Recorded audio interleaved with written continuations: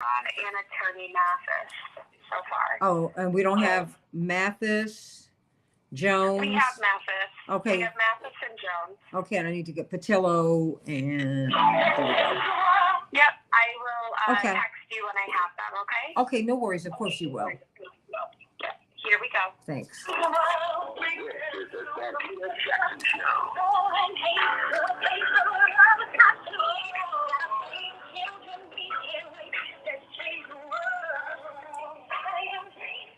Hey, everybody. Welcome, welcome, welcome to the Santita Jackson Show. Morning Stars, never fear. I kept working furiously. Thank you, so I could get up on the air and be with you today.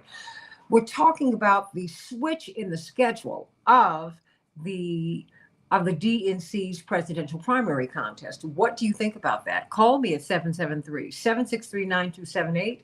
Of course, Iowa and New Hampshire are upset, but people feel that the black primary, the so-called black primary, 60% of the Democratic vote in the South Carolina primary is black. But the backbone of the Democratic Party is black. If the Democrats lose the black vote, they can never get the White House. They can't get anything.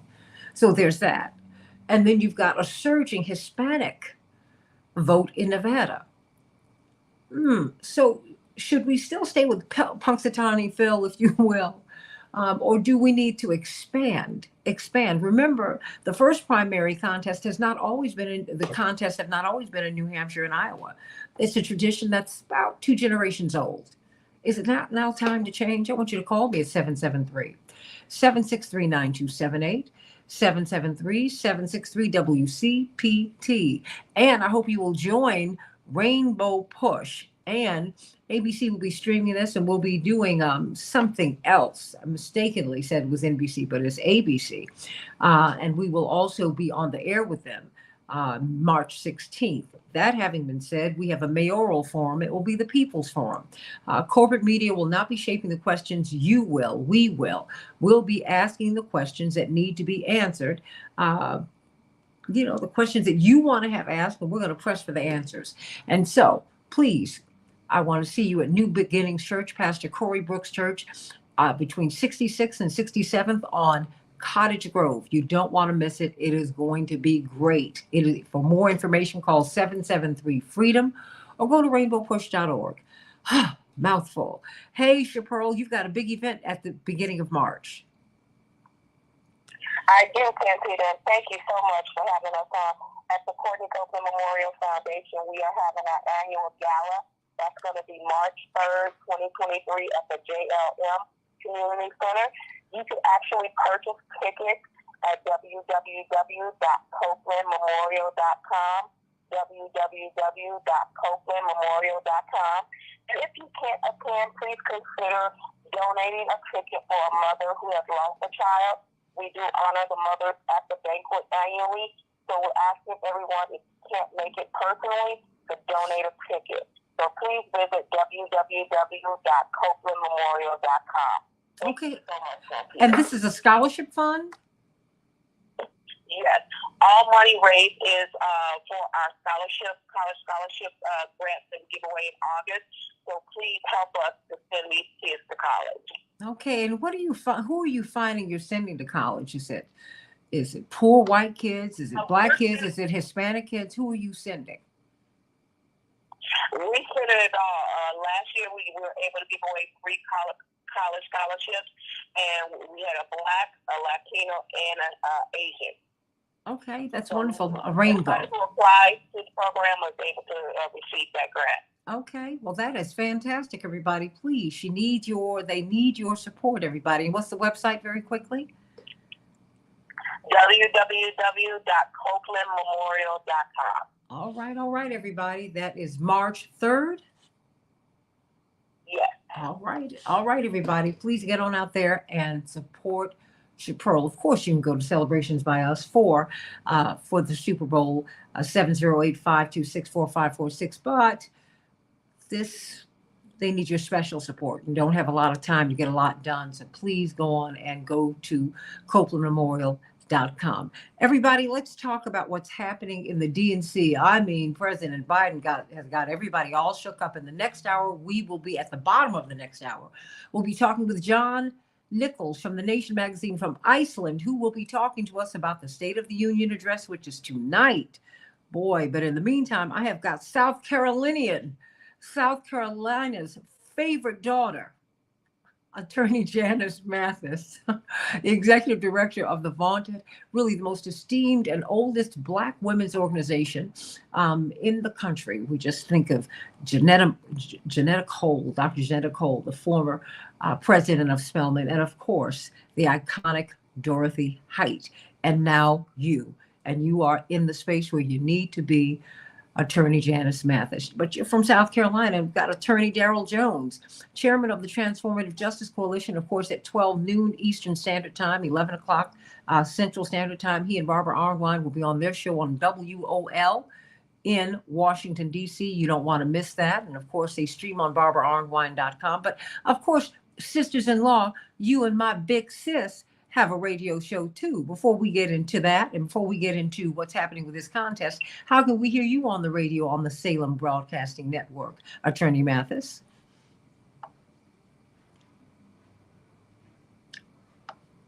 Oh, Attorney Mathis, are you there? What? All this that I did? Well, let me go to you, Attorney Jones. What do you make of this change in the She's there. Oh, is she? Are you okay?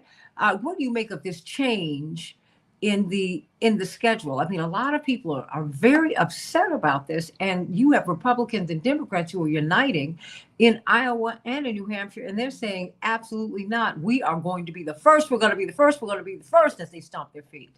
What do you think about that? Oh, well, I can't get anyone right now. So, we're going to find out what's going on. But what do you think, everybody? Call me at 773-763-9278, 773-763 WCPT. I want to know what your thoughts are today about this. I think it's a really great idea. I really, really do. I think it's very important that we move with the times. But, that's not happening. Kevin Lampe, are you there? Good morning, Santita. How are you? I'm doing great, Kevin. Kevin, you and Kitty Kurth are going to be in Wisconsin today with President Biden. Or is that tomorrow? Tomorrow. Union. That's right. Tomorrow, the president's going to be in Madison, Wisconsin. Well, I mean, talk to me. What about this? Many people think that New Hampshire and Iowa have always been first, and that is not so. That's just happened over the past 50 years or so, right? I mean, and so now they're saying, okay, we need to make yet another shift.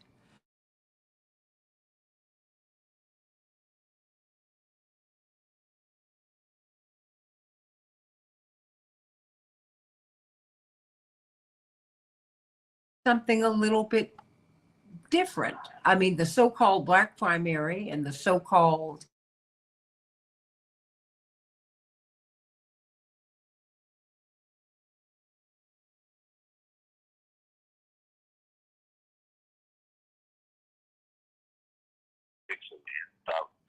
Worked, Kitty and I have, worked in New Hampshire. We've worked in Iowa, and then the other primary states after that. And the shift is important.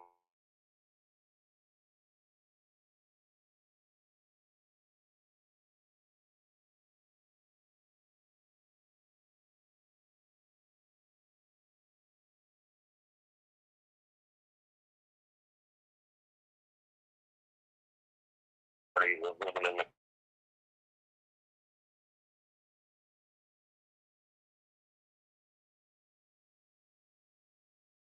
things that reflect a America really looks like now.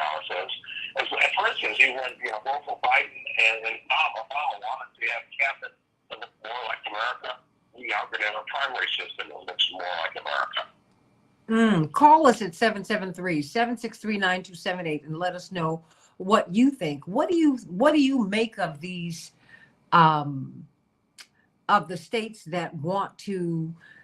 I mean, Democrats and Republicans are uniting in New Hampshire and in Iowa, and they're saying no. We want to remain first, and which shapes the campaign, Kevin. whoever wins there, they're automatically the front runner, and they carry that with them through the rest of the campaign.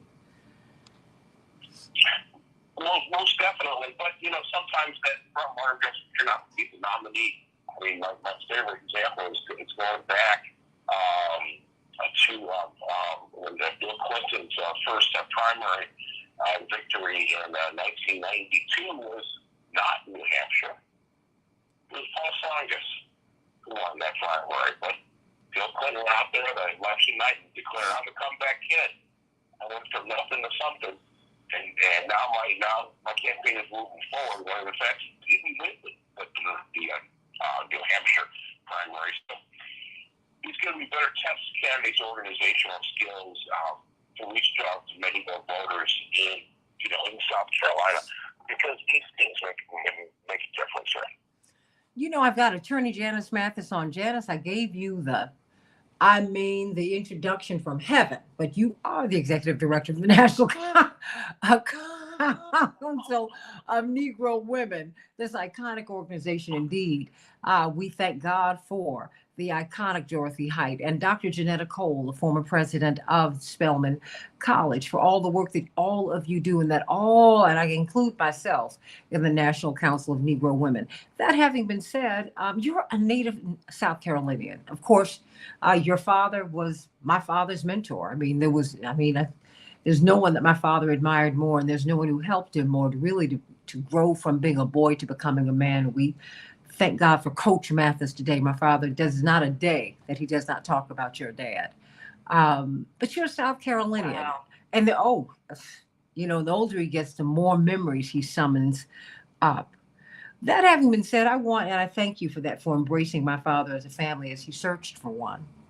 But what about this pushback against South Carolina and Nevada with the surging Hispanic population becoming the first in the nation? The first two primaries shaped the campaign. You might not always be the nominee, but if you win Iowa and New Hampshire, it was a game changer for then Senator Obama. It could be the game changer for you, but you certainly carry with you the patina of being the front runner if you win, or if you finish strongly. People, they take you seriously. What about South Carolina? You can't win without the black vote, and you can't win without the Hispanic vote, but you absolutely can't win without the black vote. The Democrats have to have a strong black vote in order to win. Absolutely, Santita. Thank you for that generous introduction, and good morning to your guests and to your audience. This is a topic that is close to my heart. Let me just quickly say that South Carolina should be near the front of the pack. It makes sense. And the reason it makes sense is there's two glaring recent examples. Barack Obama was doing so in the primaries and caucus states that he went around the country. It wasn't until he went to South Carolina and Bill Clinton said something crazy like, "Oh, we're in South Carolina." Even Jesse Jackson could win South Carolina. Said some other remark. It made South Carolinians livid, and they began to propel. Barack Obama didn't have the majority of even black support at that point. That's right. South Carolina was pivotal in changing that mindset. That's right, because we forget it was Hillary Clinton who had the majority of the black vote, because she had the relationships, right? Exactly. The Black Caucus, the Congressional Black Caucus, had not endorsed Barack Obama. But it was the people of South Carolina, and black folk in South Carolina, reacting to Bill Clinton's insensitive remarks that really got him noticed and appreciated by black voters. And that's the rest is history. The other time was Joe Biden had a South Carolina story too. He wasn't doing very much. He was sort of at the back of the pack. His campaign was almost dead until he went to South Carolina. And what happened? Something very similar.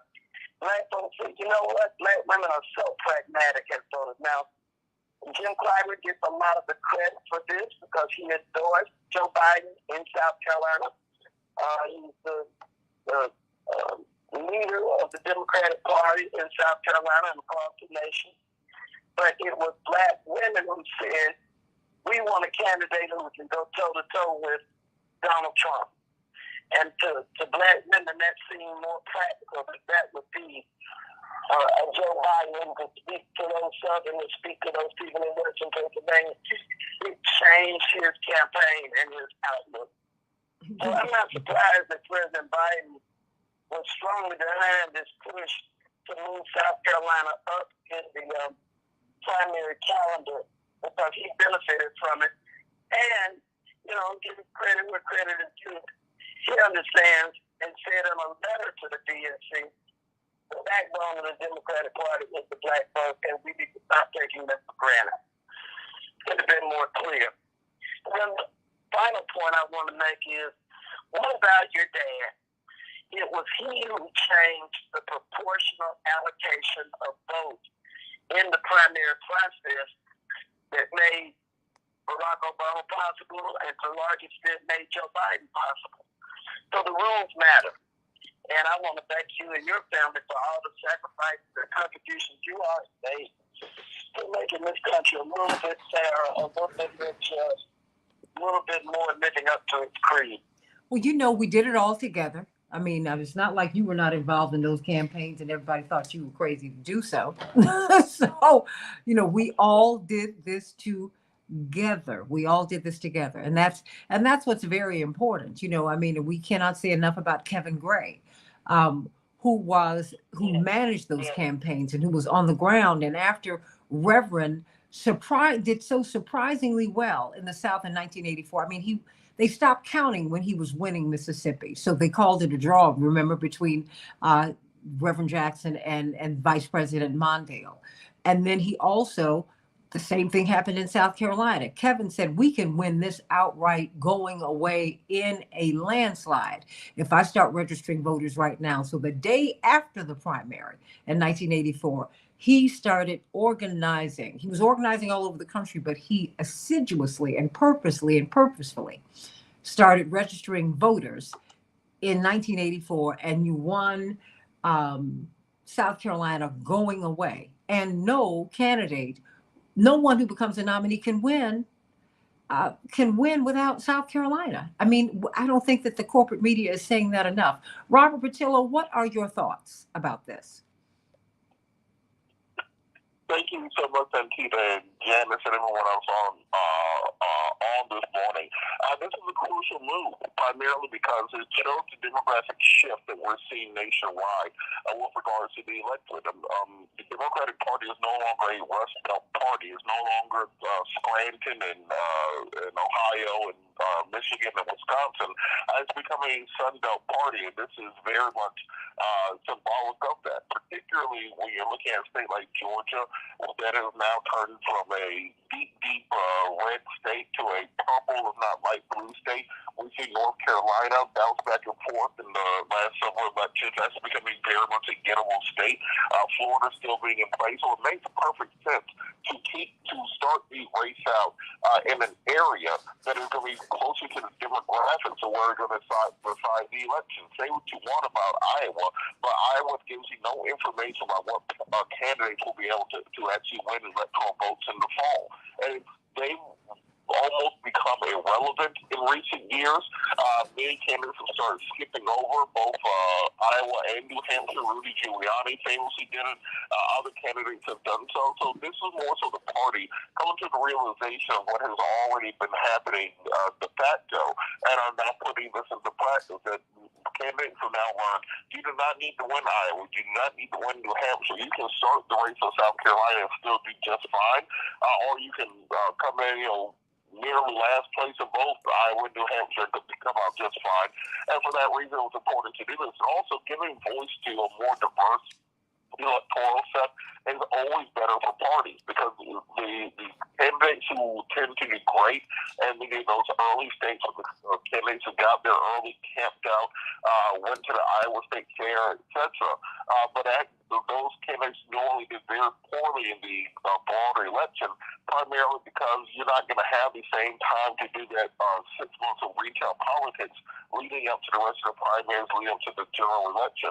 So I think the party has done the right thing, and hopefully they'll do more to modernize voting and reach out to more diverse groups of voters, and particularly young voters on college campuses, get them involved in picking candidates. Well, Attorney Darrell Jones, are you? Oh, yes.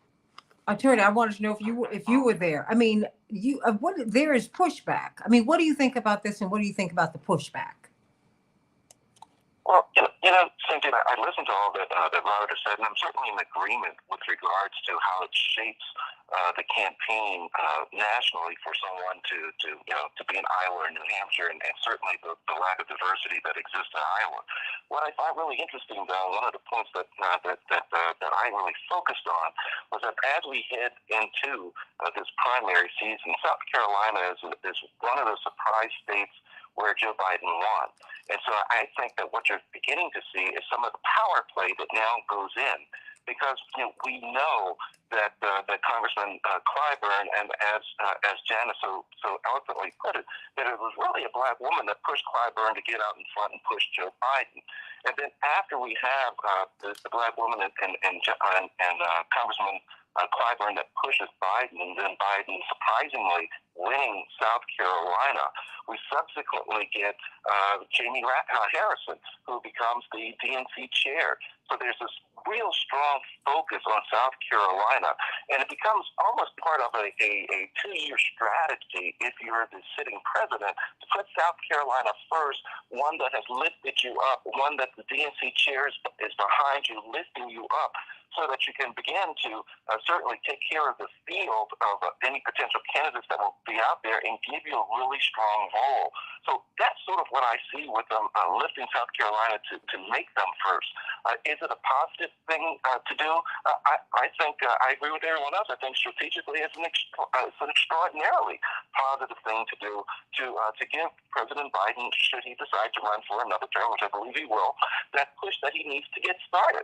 So, there's going to be pushback, right, from New Hampshire and Iowa because they're accustomed to being first. But by the same token, I think the rest of the country will say that South Carolina is more representational of the Democratic Party than either Iowa or New Hampshire. So, I think that, in my analysis, I think it's a brilliant move on behalf of the political strategists to push South Carolina and make them first. Well, it's brilliant and it's pragmatic. Yes. I mean, let me say this, because your homegirl, Hannah Parker, said, speaking of marginalized voters, let's remember the black vote is not a monolith anywhere, even in South Carolina. You're absolutely right. But that having been said, when it comes to the Democratic primary, 60% of the Democratic vote is black. Now, I mean, goodness gracious, I think we're so accustomed to being in the back of the bus that, we are afraid of, sometimes we don't even understand that power you have to take. And I mean, and this is the real thing. And you don't take it to be unfair. You take it to even things out. Yes, Attorney Mathis. I just wanted to add one little coda to that. The makeup of this Democratic National Committee, that's who had to vote for this change. Mm-hmm. Mignon Moore is the co-chair of the Rules Committee of the Democratic National Committee. The reason she is the co-chair of the Democratic National Committee Rules Committee, the heart and soul of it, and I believe Leah Doucher is also on the Rules Committee, and even at one point I was on the Rules Committee. Reverend Jesse Jackson appointed 15 or 20 black folk and very progressive folk to the Democratic National Committee in 1988, and they are still largely responsible for this move now. That's the difference that history makes, and that's why we have to be strategic and be willing to look into the future. Amen. You know what? Sometimes I don't even understand how the absolute game changer that Reverend's candidacies, where he completely changed American politics. But I'll never forget the day that he announced that he was running for the first time in November 3rd, 1983, which you remember, Attorney Mathis. And he said, as of this day, nothing will ever be the same. And nothing has been the same. Number one, you got Black Secret Service agents en masse. You then saw Black people covering national campaigns, which Black reporters never got the national campaigns. Well, they threw all the Black reporters on on our campaign because they were like, yeah, it's not going to last anyway. It's not going to be anything. And that's the only campaign you remember from 84 and 88, quite frankly. And everything did change. And Reverend, when he got in there, he saw that politics, that the Republican and Democratic parties are private entities, and they are businesses, and they do business, and they were not giving all the things that Black people, all the votes that Black people were giving to the party. They could never be vendors and do business with the party, let alone the rules. You had a winner-take-all system. He completely changed the process. And Frank Watkins and Dr. Ron Walters and on and on. And don't forget Dr. Gene Sindab and all these wonderful people, Laura Brown, so many people who completely changed history and for the better. Back with more of the Santita Jackson Show in just a minute.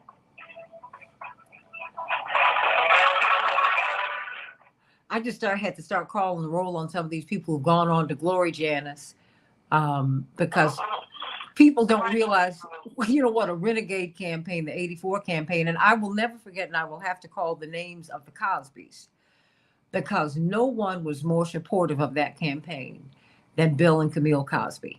Nobody. That's right. No one. That's no right. one. On a personal level, Reggie Lewis, on a personal level and on an institutional level. But the Cosbys absolutely stand out because, Mrs. Cosby even took my mother to get her hair cut the Saturday before before his announcement that week.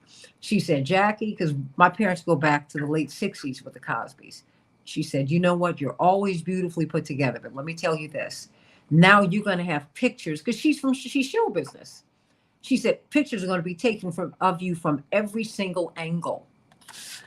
So now what we have to do is make sure that every angle from which you have a picture taken of you is perfect. It's perfect. So she took her to John Atchison. She and Jeffrey Holder took her to John Atchison. Jeffrey Holder, that's right, the man who created The Wiz, and he won Tony Awards for it. They took her to John Atchison. Who was John Atchison? He was the last person, a Black man, to be trained by Vidal Sassoon himself. And he went on to run Vidal Sassoon worldwide. And then he split and opened his own salon in New York, which became the most elite salon in New York, because he was known as the master haircutter. His haircuts were flawless. If you went to Paris or London or any place in the world that was a fashion center, they could look at your haircut and they knew that John Atchison himself had cut your hair. And she made sure that my mother got her hair cut once a week, no matter where she was.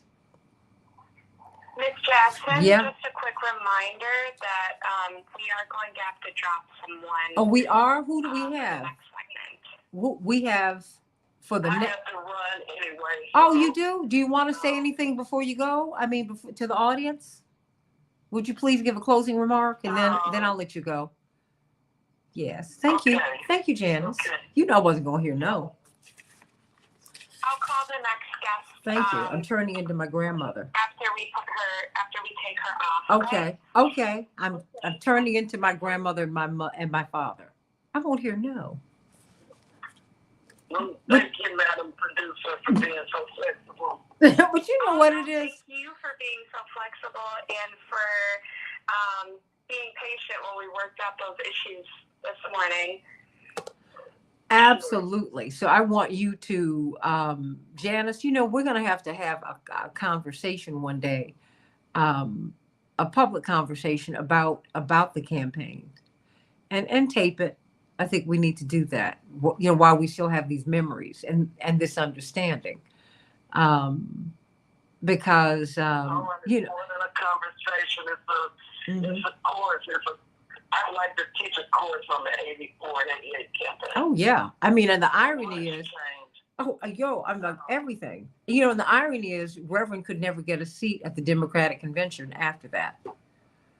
And the head of the North Carolina, the head of the North Carolina, these same people who he put in place were running it.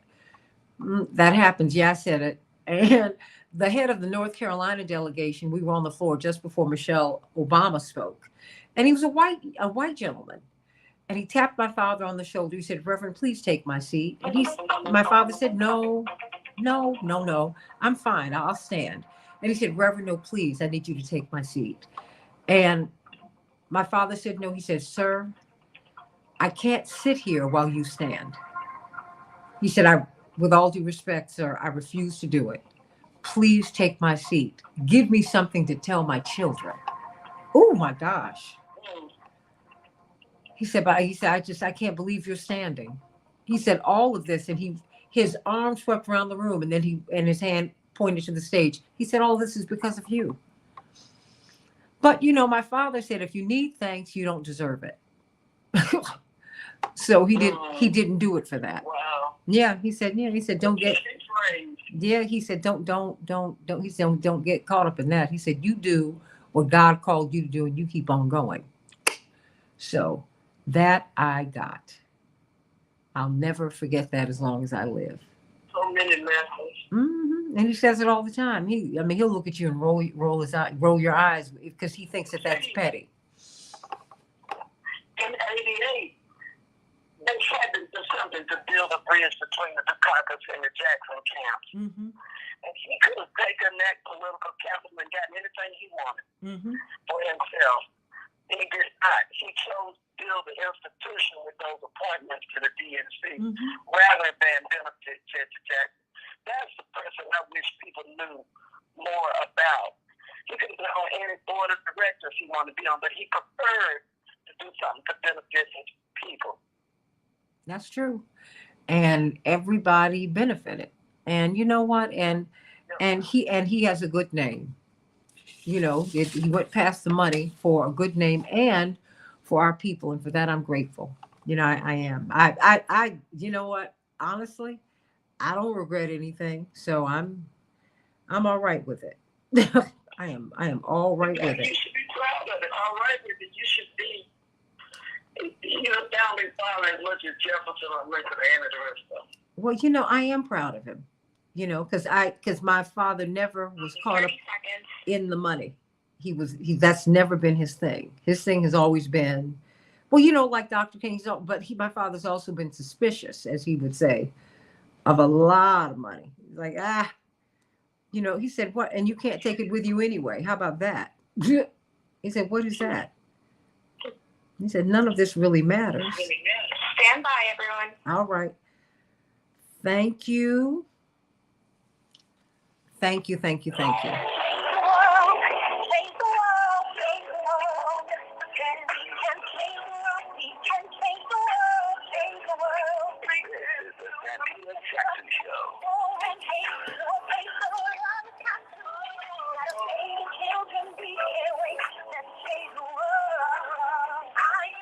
Hey, everybody. Welcome to the Santita Jackson Show. It's Tuesday, February 7th, 2023.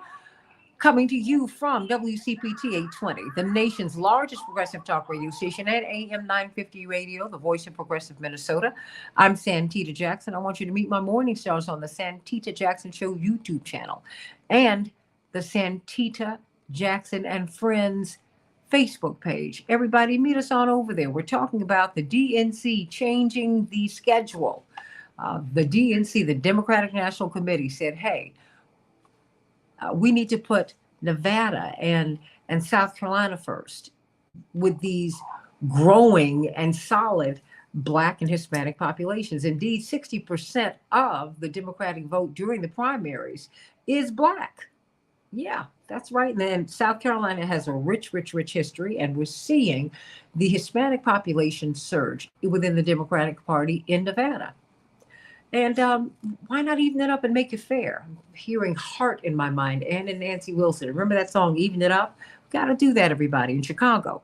We're going to have a high of 46 degrees today. Yes, above zero, mostly cloudy. Minneapolis, St. Paul, 35 degrees, partly cloudy. In the NBA, LeBron James is 36 points away from breaking Kareem Abdul-Jabbar's 40-year-old record. But we will never, ever forget Kareem Abdul-Jabbar and this record. He did it first by becoming the highest scoring NBA player in history. But Of course, LeBron James can do it this week. He can do it this weekend. We're pulling for him, and we always, always will honor Kareem Abdul-Jabbar. The Bulls 128, the Spurs 104. The Timberwolves will be playing the Nuggets tonight. In the NHL, the Coyotes were triumphant over the Wild 3-2, and the Ducks will be playing Chicago. It is Super Bowl week, and it's an historic Super Bowl. Everybody, Philly versus Kansas City. Who will take home the prize? Well, either way, a black quarterback for the first time in history will take home the prize. That is to say, for the first time, we're going to have two black quarterbacks facing off against each other, Mahomes and Hurts. And everybody, think of Joe Gilliam. Think of all of these quarterbacks these black quarterbacks who were supremely talented.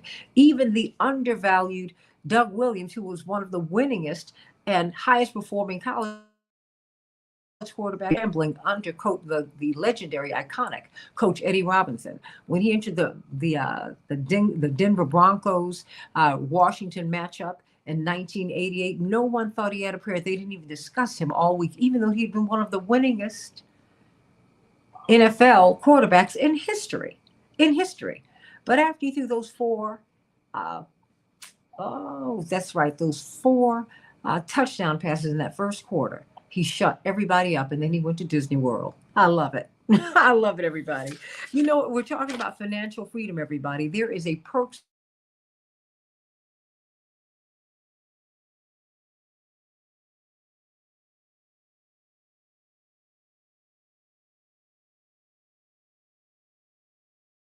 save or make thousands of dollars. You need to call Team Hochberg at 855-56-DAVID, 855-56-DAVID, or go to 56David to get some details. They're offering everyone their Perks at Work benefit through the end of April, which can save you thousands of dollars the next time you buy or sell your home. This is how it works. When a Team Hochberg affiliated realtor sells your home, they'll reduce their fee up to 1%. That could be thousands of dollars. In fact, it will be. When a Team Hochberg affiliated realtor helps you to purchase a home, you will receive up to 1% of their commission as a closing cost credit. Again, thousands of dollars. Team Hochberg will credit their loan origination fee, and their affiliated attorney will reduce their fee. Again, thousands of dollars. There's a couple who saved close to $9,000 using this Perks at Work program. This is how you can do it. Please call them at 855-56-DAVID or visit them at 56david.com. You cannot afford not to call them. You cannot afford to miss this opportunity. We're going to have Dr. Robert Starks, and we have attorney Robert Bertillo, attorney Daryl Jones, who will be on WOL this afternoon. Standard Time, 11 o'clock in Chicago on Central Standard Time, and who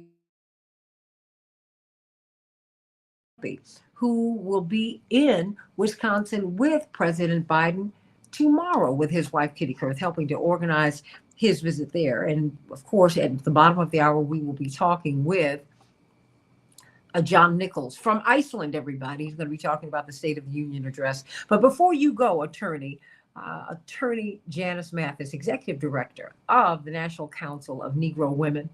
Before you go, native South Carolinian, this is a good idea to switch the first in the nation primary to South Carolina and to Nevada, or what do you think of it? I think it is absolutely the right move at the right time.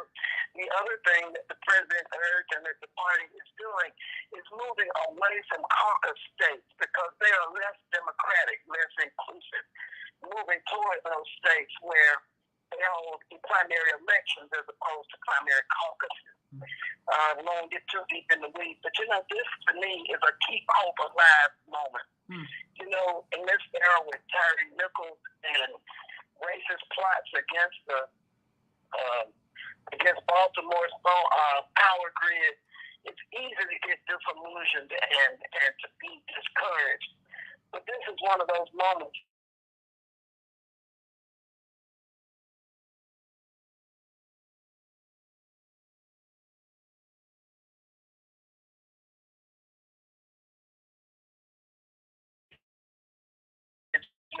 Tonight.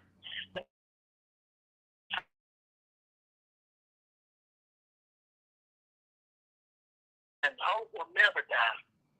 So, Santita, I want to thank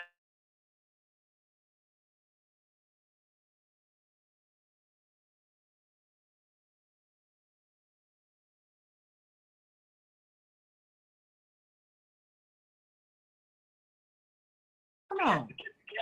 Go. Wait a minute. Ron Brown's brother and I had a football party in my apartment in D.C. Chip Brown.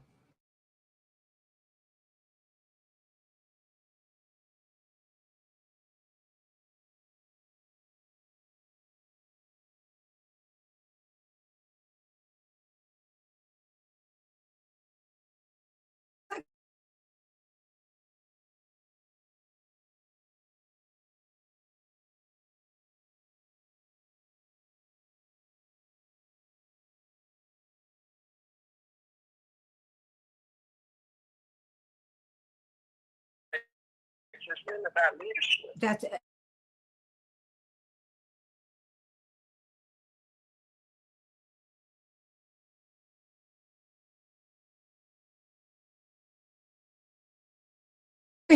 he wanted me to be able to talk intelligently. He's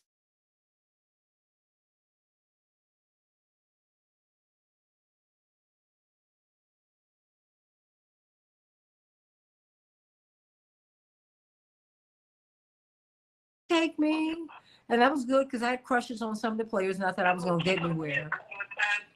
Oh yeah, you know. He took me a couple of times. I think we went to Miami and maybe one other. Yes. Yeah, a lot of lessons in that. So, wherever you are Sunday night, we'll have to connect.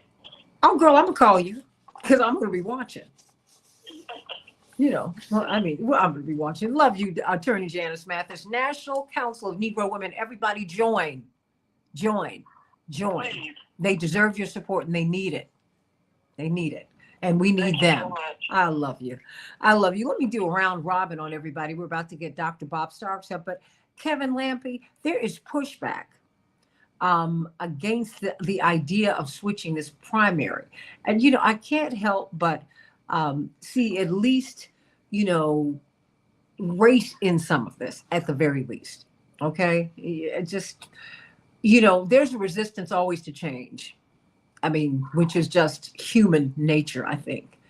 But the other piece is some people saying, you know, I think, you know, why should we change this? And I'm like, wait a minute, you honored these small towns that could be overlooked, right? But the thing is, you need to win South Carolina if you want to be the Democratic nominee, Kevin Lampe. So where do you see this going? Do you think this is going to go through? Will this change be instituted? No, the change is needed. It's going to happen, and it's going to be a difficult time for people in New Hampshire and Iowa. Remember, there is a whole industry that is set up in those states to work on presidential politics. Oh. There's people that make entire careers of working in those states as the experts in those states.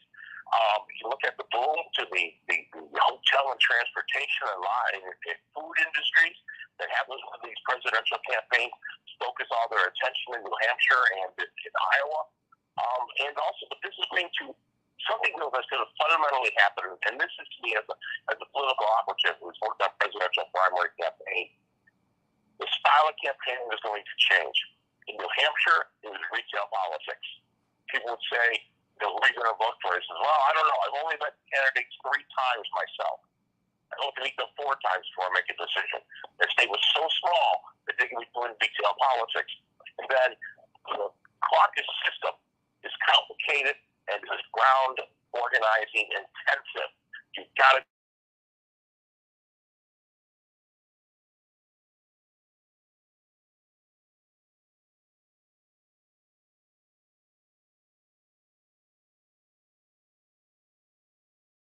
which is going to be better for the Democrats because as we continue this demographic shift and the realization of who our demographics are in the Democratic Party, we now are going to be appealing to them more. And something else I want to throw in here, Santita, is I think this will teach Democrats that the black vote and the Latino vote are not monolithic. And that's going to be the next big step forward for politics is, as the Democratic Party understands that each of those groups, which we tend to put them all together in one big group, there's differences within those groups, and we need to understand how to appeal to all the different sections of those two very important constituencies for the Democratic Party. You know what? You're absolutely right, because we're seeing more Black people ran under the Republican banner in the last election cycle, in the midterms, than ever before. And you're seeing the Hispanic community do the same thing. I mean, it's just people. You know, your party reflects your culture more than anything, really.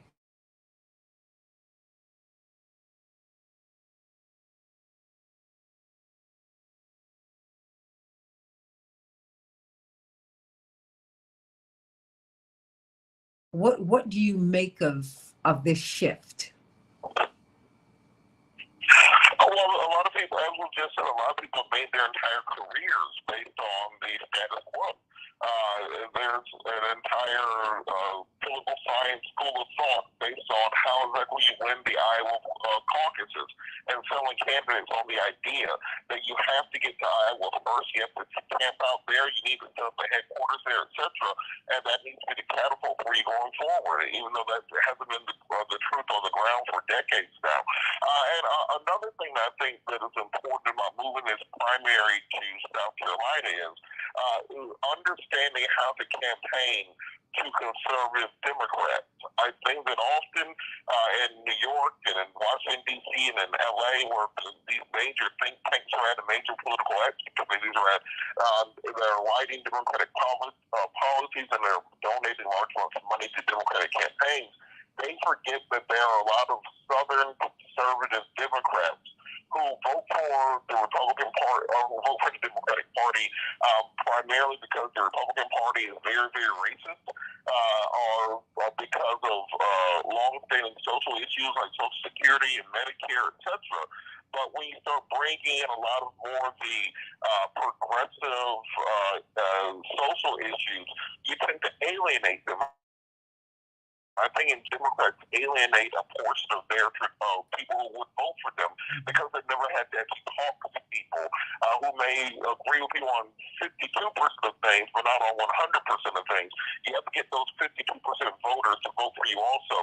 I think that's going to be a benefit to having to actually campaign to conservative Democrats in the South, understanding that people can disagree with you without being MAGA, and you have to know how to talk to them.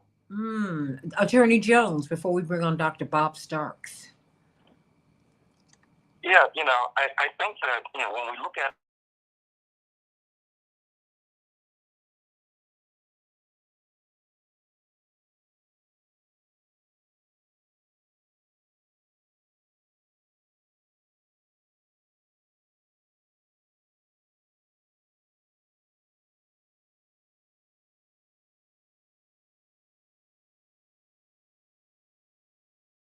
the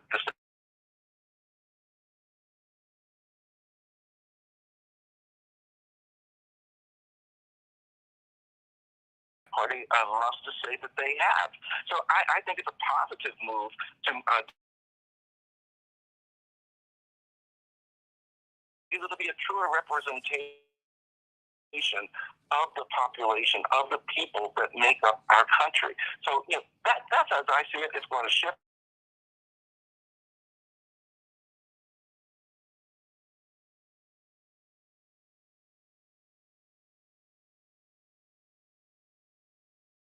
I think it will strengthen the party, Dr. Starks, but there is still pushback against us making this switch, as if we always had the first in the nation.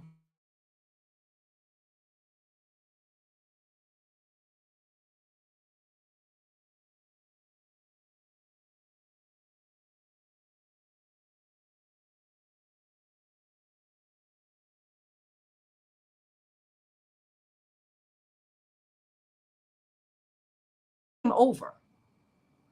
That's it. It's always been a rainbow. If you don't want to recognize that, shame on you. But that has always been the case. Always. Dr. Starks, talk to us. I just want to make sure that Absolutely agree. And let you know that I agree with what has been said. That in fact, if you have a primary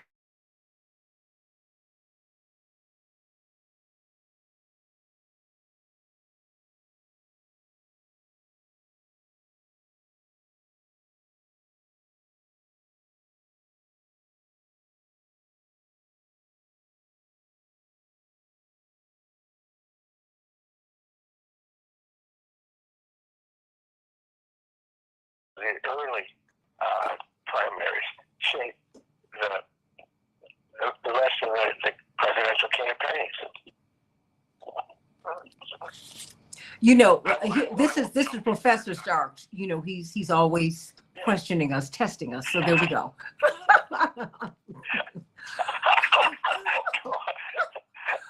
I'm not Okay. in class. Okay. All right. School's in, everybody. Go on and answer. I don't know who raised their hand, but go on and answer.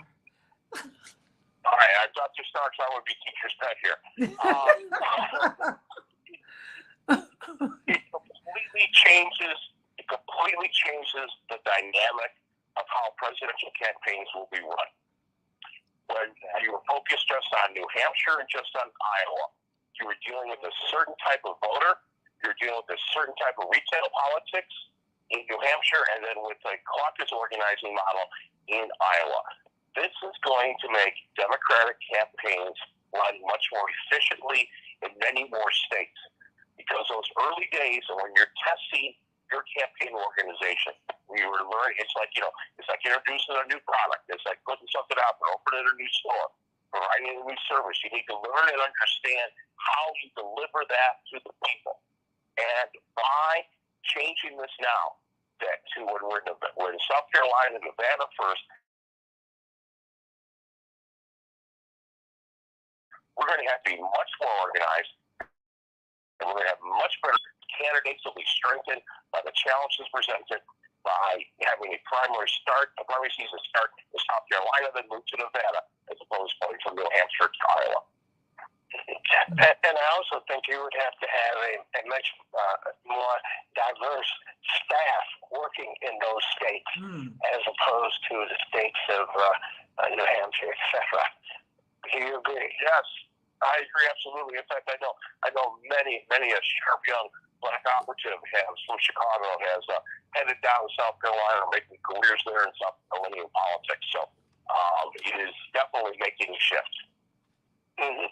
And also, Santita, I think this will force the Republican Party to change its tune to some extent, if they expect to have support outside of that MAGA group in the Republican Party. Well, let me tell you, I remember the young black Republican.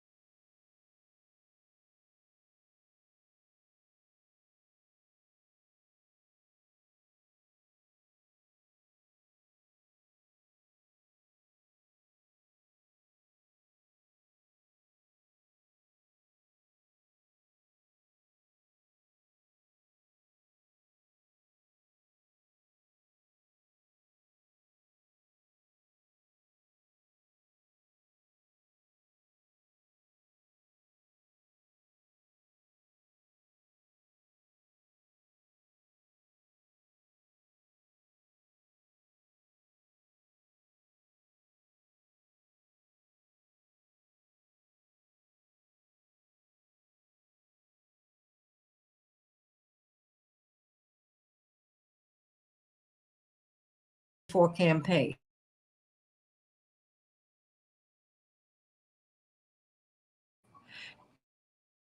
And he's going to get everybody ginned up for his campaign announcement. So what do you think? Because we're already in 2020. Call me at 773-78. Keep those comments coming in. And of course, school's in session with Dr. Bob Starks and Attorney Darrell Jones and Attorney Tiller and Kevin Lampe. I mean, and the teacher's pet, excuse me, Kevin Lampe. I'll never forget that one. You will not live that down, Kevin. You're not.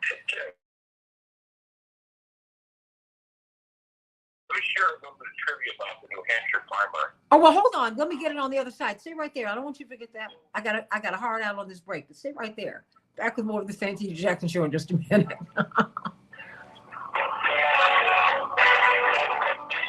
Oh, you leaning in on this teacher's pet thing today, Kevin Lampe. Extra credit already? All right. Okay.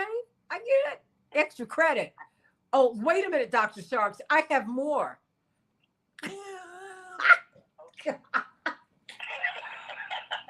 Oh my gosh, you guys, you all slay me, really. You do. I'm like, are you serious right now? Yeah.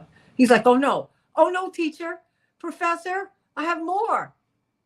But we love we love Kevin.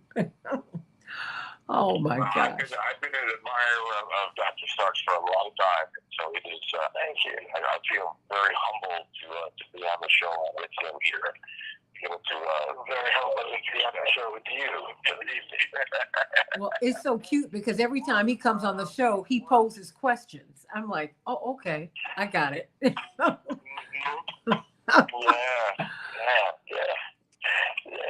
So in New Hampshire, during the primary season, the camera people from the TV stations, they keep track of which candidates shake hands with the camera people. Are you serious? And it's something I learned. Yeah, it's something I learned a couple cycles ago. In fact, when I teach media relations for my client, when we talk about dealing with the media and doing a press conference, I say, first thing that you got to do is you go over there where all those cameras are lined up and you shake every hand. Because they're keeping track. Why do they do that? Because camera people tend to be lost and people forget they're a journalist as well as the reporter is a journalist. Oh my gosh. They're not just camera people. They decide how you're going to look too. You know, they have a lot of editorial control with that camera. Oh yeah. You can tell when someone is going to lose because they start getting the jacked up shots.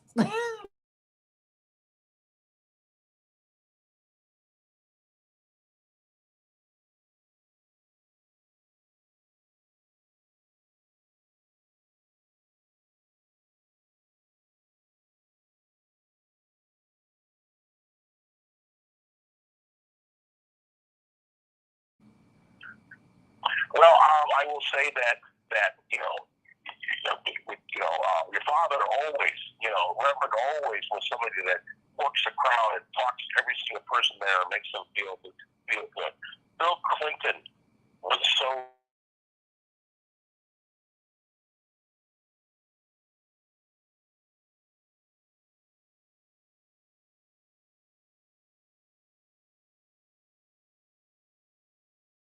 Needed to work on that and got better at it as he campaigned more. Something the campaign trail taught him. I gotta get this phone. Hold on. Okay. Because remember, Barack was a professor. President. And that was not his natural mean is not to do the jocular back and forth with people. I mean, he'd rather be in a park reading a book by himself. And this is how he is. I mean, it's not a bad thing. Ms. Jackson, we have about 45 seconds. Okay. We have John.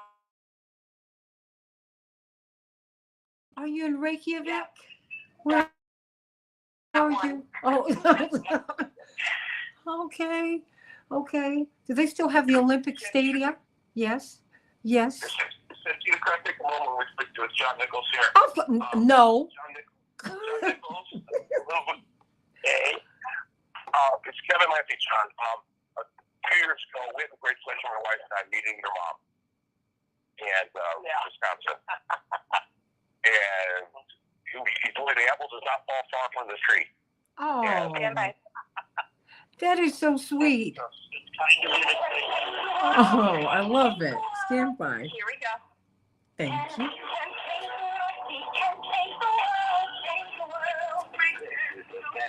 Jackson Show.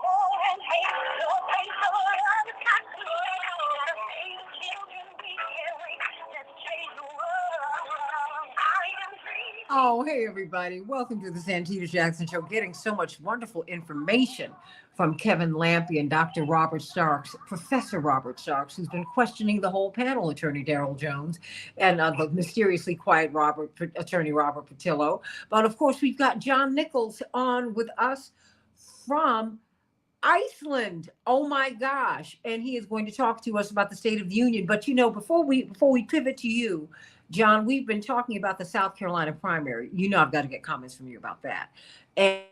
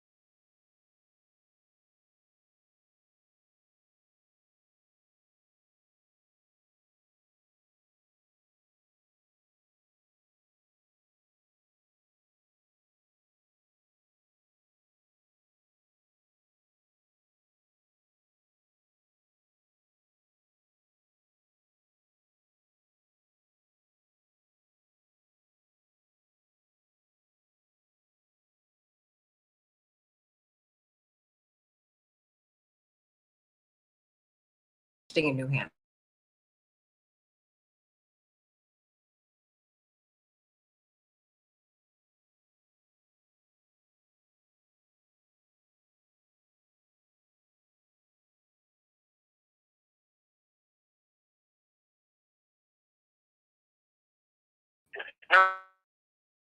A photojournalist, the shot's going to look.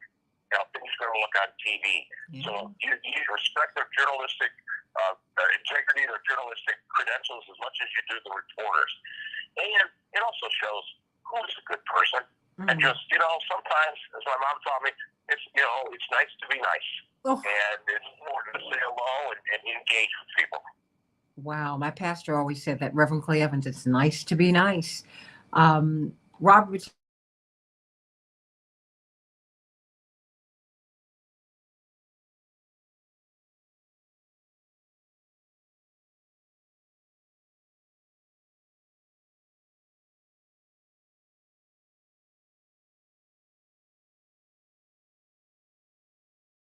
Well, it was an antiquated rumor that only could operate in a period of time prior to social media.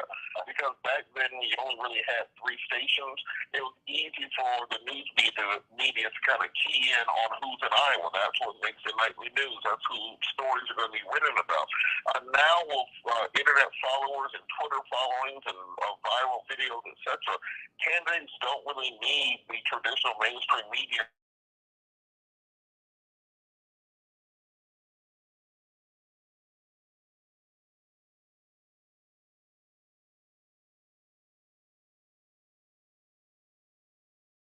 Political lives. Dr. Starks, before we pivot to the man in Iceland, what is our takeaway about this shift? Because this is a big shift, and a lot, Republicans and Democrats in New Hampshire, at least, are saying, you know what, we will not, we'll change the date before we are not first in the nation. I'm like, whoa, okay, but you're not playing by the rules. Well, it's clear that putting the first primaries in South Carolina and Nevada will definitely influence the manner in which the Republicans will proceed in their primaries, especially if you look at North Carolina. Now, remember, Chris Haley, who was the former governor of the state of South Carolina, and she appointed Scott to that position. She helped him get to that position. So that will check that the Democratic primary will have a very big influence on the outcome of the Republican primary.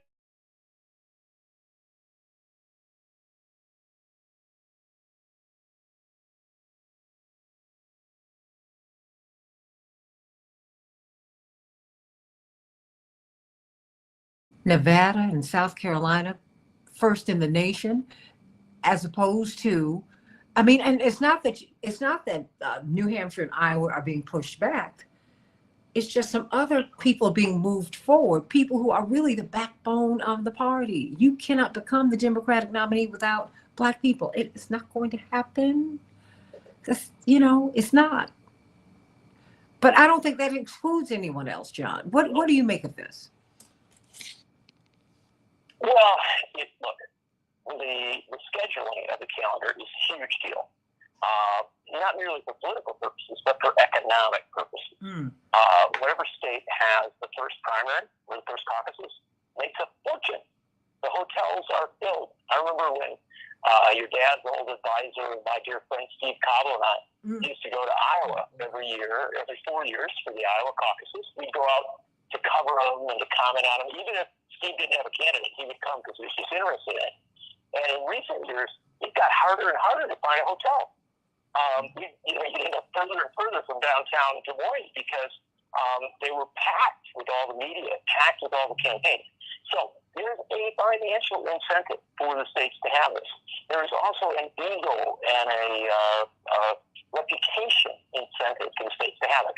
So yeah, it matters. We shouldn't downplay that. If some state goes ahead of others, the other ones are going to feel upset by that. They're going to feel bad about it. They give it a hard time. You can't really worry about that. What you have to worry about is, do you have a primary schedule that is likely to identify a candidate who can win? And the point of politics, let's be quite blunt, the point of politics is to get power. And the only way you get power is if you win. And so putting primaries and caucuses in particular states should be done with that in mind. And frankly, I'm not sure the Democrats always do that. Or the Republicans, to be honest, they tend to respond to the demands of different states and things like that. I think going to South Carolina is fine. Although, to be honest, if I was going to go to the Southeast, I would have gone to Georgia. And the reason I would have gone to Georgia is because it's a battleground state. And it's a battleground state that is in transformation, that has elected a Black senator twice now, in a special election and a regular election, and then has elected a Jewish senator. Both quite progressive members of the Senate. It is a state that in 2020 switched from having backed Trump in 2016 to backing Biden in 2020. So that, but complaining about, say, South Carolina versus Iowa, well, that's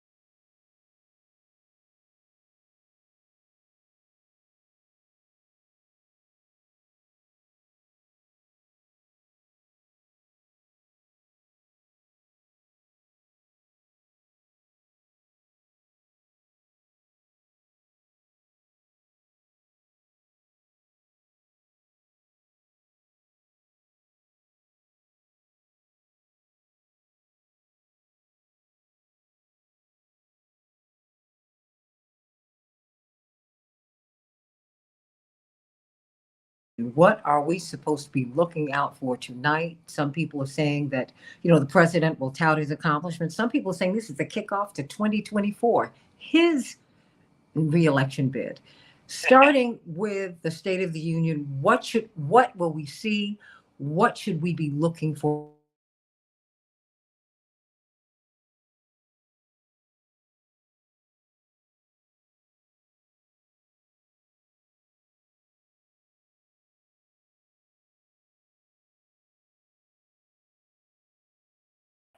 The next morning, he's flying to Madison, Wisconsin.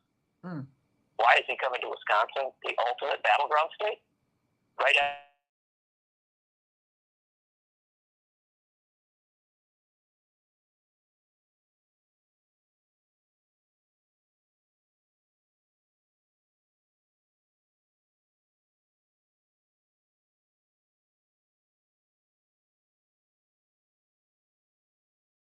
to begin to make his argument.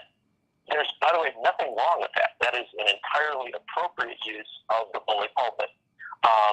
We all like to imagine that it's, it's noble and all about governance and things of that nature. The truth of the matter is, it's really always been a bit of theater to it.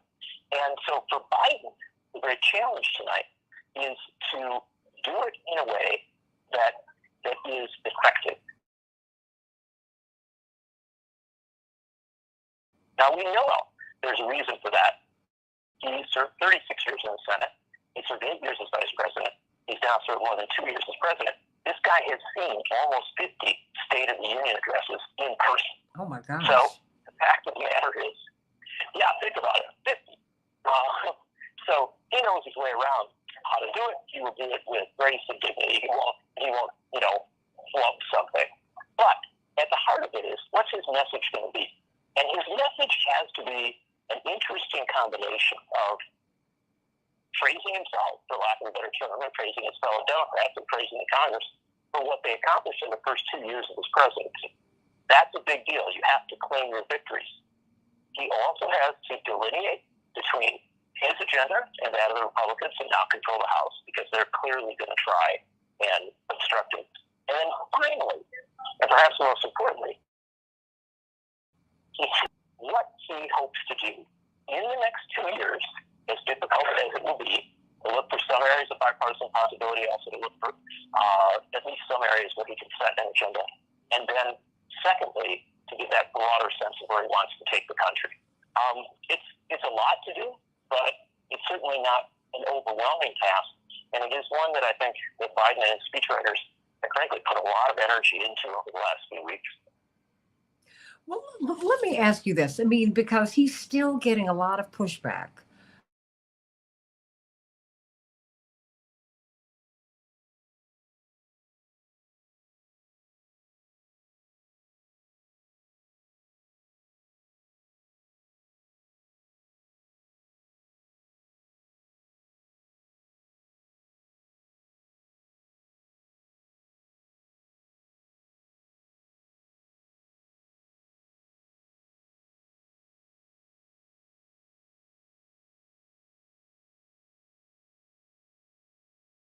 You cannot ignore that. You have, he's still underwater.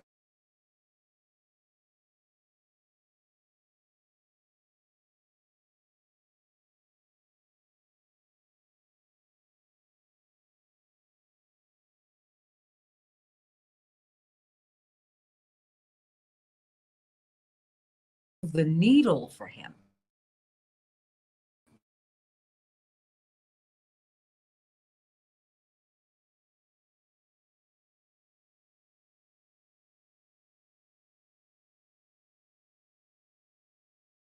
Speculation about whether they should run again or not. It's kind of silly because presidents almost always run again, but it happens. It's the nature of the game. And for Joe Biden, it goes to another level because he is, looking at a reality that if he is reelected, he'll be, moving into his mid to later 80s at the end of the next term, and that would make him the oldest president in American history by far. And so I think that there is a bit of age bias there, that a lot of people just simply think, he's pretty old, maybe that's not such a good idea. The other thing is that he is a president who is not, he's not a flashy person. He doesn't try to provoke controversy. I mean, compare him to some past presidents, and it's quite astounding. This is a managerial president. He goes in the morning, works hard all day, and sometimes doesn't make a lot of news. And so as a result, I think Americans have sort of a looser connection to his presidency. They don't necessarily dislike it, but they're not passionate about it. That combination has given him a rough situation with the polls. And even among Democrats, there's no question that people are very open to the idea of having somebody else run. But the fact of the matter is that for Biden, he has always been in this situation. Remember, in 2020, we were talking in January 1st, 2020, the one guy you didn't think was going to become president of the United States was Joe Biden, right? He was down in the polls. He ended up 4th or 5th in Iowa and in New Hampshire. I mean, he had some really bad finishes initially. He was saved by South Carolina. And so the fact of the matter is he regularly sort of underperforms in the polls and then surprises you by doing quite well. Same thing happened in the midterms. Polling seemed to suggest the midterms were going to go very badly for Biden and the Democrats. It actually went quite well.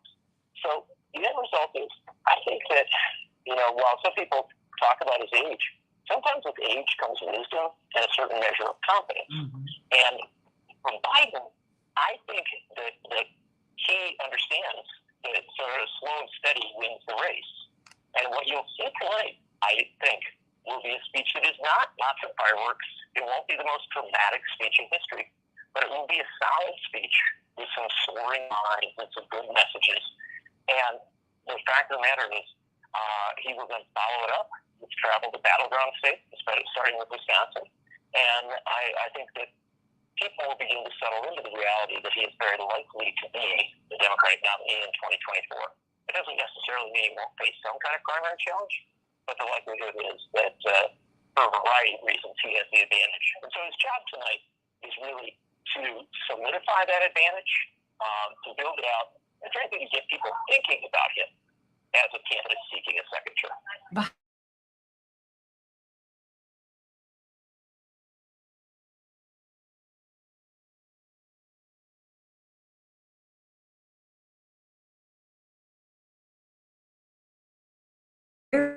Very, very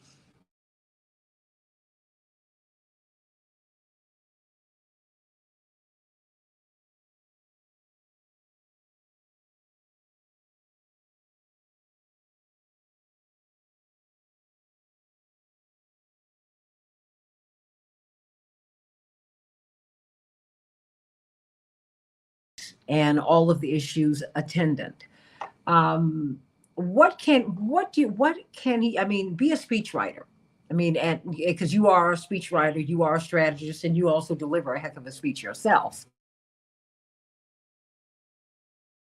Having been said, what can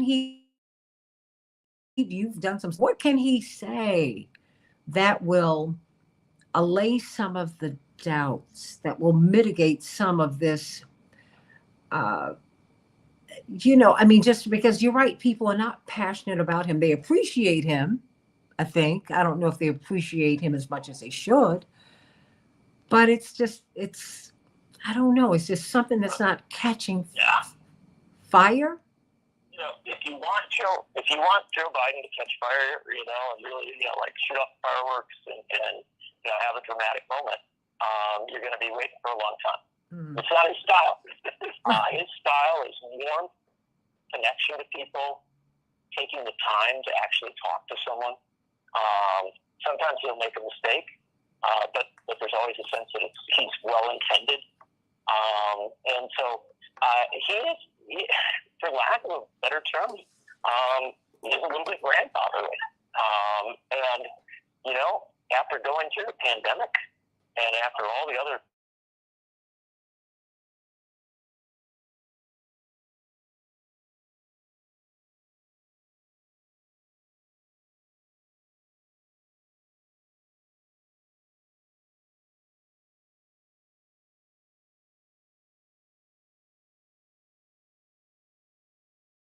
to do so, as himself. He can't make himself into something else, mm-hmm. right? He can't make himself into a Donald Trump. He's not going to be that. Mm-hmm. And I don't think people want him to be that. No. So going deeper into himself, I think is the winning strategy.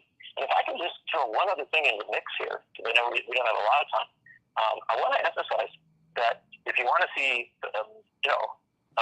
perhaps a somewhat more dramatic and important, not more important, but an important presentation, this evening, tune into the Working Families Party response by Delia Ramirez, the congresswoman from Chicago. She's a freshman in the House, brand new member, and yet she's been chosen to give a response.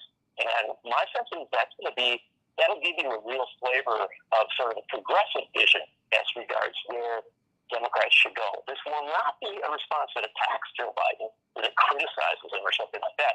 Rather, it will be a response that, as best I can tell, encourages him to, kind of go deeper on things like Build Back Better, the child tax credit, a host of other initiatives that are very, very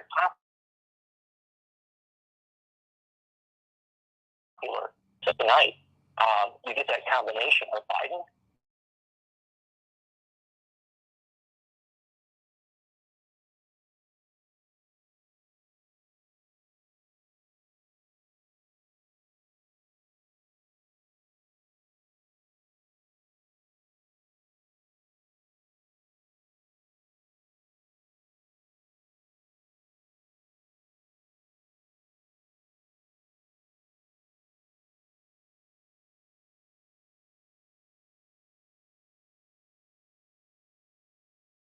Rest of the country will love her too when they see her, when they get a chance to see her. What do you think will be the big issues?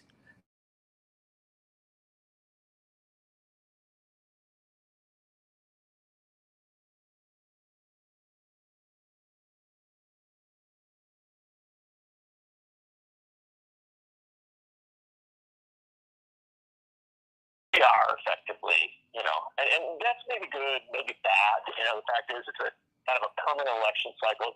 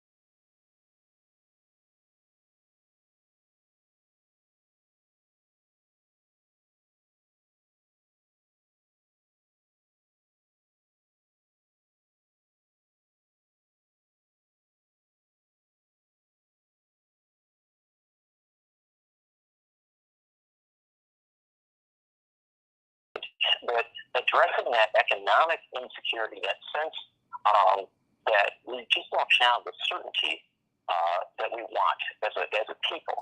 And if I would focus on one thing, it is the threat to Social Security, Medicare, and Medicaid, because I think that's going to be a huge issue in 2024, bigger than most pundits expect at this point. Well, I'm surprised that that a single payer universal program, improvements in the healthcare program we're still in the pandemic. I'm surprised that we need to be calling these health insurance companies out. And what is the name of your latest book? Coronavirus Criminals and Pandemic Profiteers. And it is about largely about what the pharmaceutical companies and the very wealthy people did to profit during the pandemic, rather than to join in that shared sacrifice that the great mass of people, especially essential workers, were engaged in.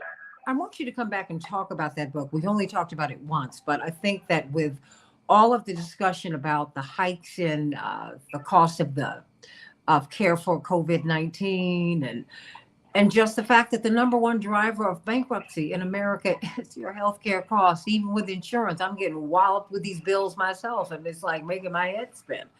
We got to talk about that because somebody's profiting. It's just not you. Anything left unsaid? I got 30 seconds for you. From Iceland, John Nichols. I will tell you from Iceland that though the timing is different, I'll be watching the State of the Union tonight. And then I'm up here writing about some politics and maybe about how we might even save the planet. And that's important too. Hopefully the climate comes up tonight. Well, maybe, yeah, saving the planet. That I don't know, because we do need to have a world to govern. So I think you're right. Oh my, yeah, climate change is a real thing, and they really do a lot of great work there in Iceland. I love you, John Nichols. Safe travels, traveling grace and mercies to you. Hurry home, everybody. Hurry home, John. But thank you for doing this. Thank you for making the time for us while you are in Iceland today. I love you, everybody. God bless you, board operator. Thank you for a great show, and Robert Patillo, can't wait to have you back. Attorney Jones, Dr. Robert Starks holding class, Kevin Lampy, who has been the teacher's pet. I love you, everybody. God bless you, everybody. Thank you for having me on. The teacher's pet, Kevin Lampy. I was like, and I got more. I got more, Professor. I'm not going to let Kevin ever live that down. But I want to thank you all for being with us today. You know, I'm going to call, but I will see you today, Dr. Starks, as we kind of get the parameters this around this mayoral race.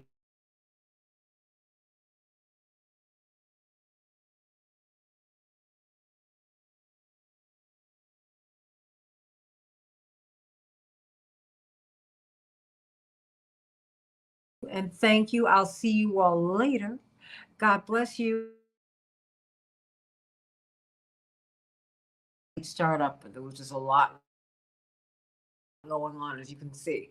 But tomorrow, hopefully, it'll be better.